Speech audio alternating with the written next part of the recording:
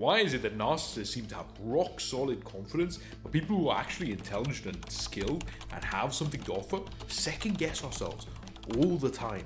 What is it that they have that we don't? Confidence isn't about forcing yourself to act in a certain way, pretending to be someone you're not, memorizing social tricks and pick-up lines and what to do when this happens or what to do when that happens. Confidence is about looking in the mirror and being fully comfortable in your own skin. The most confident version of yourself is you. See, when I was a shy, introverted and charismatic kid, I would look at anybody who had a little bit of charisma and incessantly analyze what were they doing, how were they acting, how would this person walk, how would this person talk. But the more I analyzed these people and the more I spent around quote-unquote confident people, I began to realize they're not confident all the time. They're not charismatic all the time, especially in groups, right? Where the spotlight kind of shifts from one person to the other person to the other person. Suppose you're a really good chatty individual who has really good game with girls. That's not the person who gains the most respect if a bar fight goes down. Similarly, if you're in a party situation or a social event, the person who's a little bit more uptight, a little bit more reserved, the strong guy, is not the individual that's always respected, because they don't fit in. Their skills don't match the environment that they're in. The one lesson that I took from constantly analyzing these quote-unquote charismatic people or confident people is that you can never beat them at their own game.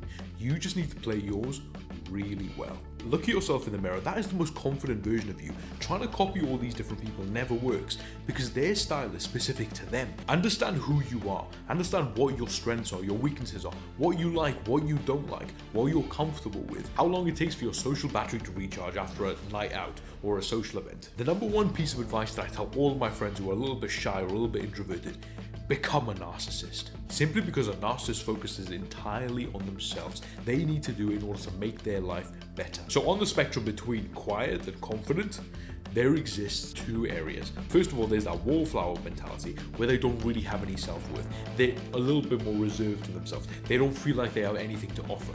Then you have the narcissist on this side. And these people feel like that they are it. They are the center of attention. They love being the center of attention. You as an individual who is a little bit introverted, or even like further this way, you're a wallflower, you need to shift from that side of the spectrum all the way to this side of the spectrum where you become a narcissist. And the reason for this is very important because as you shift from wallflower to narcissist, your relationship with yourself changes drastically.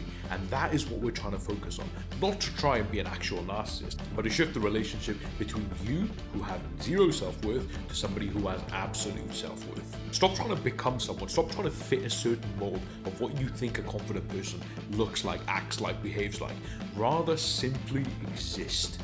Own who you are and be intensely proud of who you are. Yes, you can tiptoe your way from wallflower to narcissist. Of course you can. Constantly asking yourself, am I being too nice? Am I being too selfish? Am I being this? Am I being that? We all know that most progress is always made with extreme measures. Whether you like it or not, if you're a narcissist or if you're a wallflower, society's going to put weights and measures on you and constantly regulate the way you speak and the way that you act. Why not be a complete narcissist and walk yourself backwards rather than taking even more time from becoming a wallflower, constantly tiptoeing all the way to the middle and then getting pushed back by society anyway? Go at it with full confidence and then deal with the repercussions later.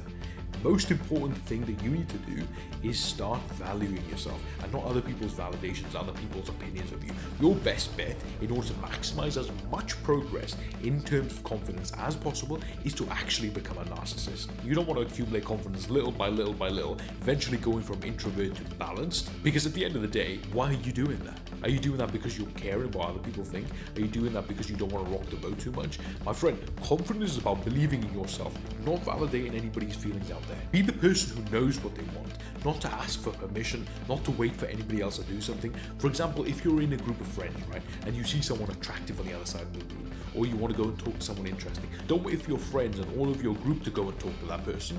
You go, talk to who you want to, go and make the initiative, lead and go and do it. If you're worried about your friends coming along with you, if you start leading, my friend, you will take a lot of people along with you. And if they don't come, you've achieved what you wanted to achieve anyway. Put yourself first, put your ambitions first, put your needs first. People can follow you if they want to, and if they don't want to come along, they don't come along. You don't need to copy anyone or copy anyone's style to do this. What you can do though, you can create yourself an alter ego and use that to really maximize your confidence and become the person that you know that you can be. And until next time, I'll name Rob out.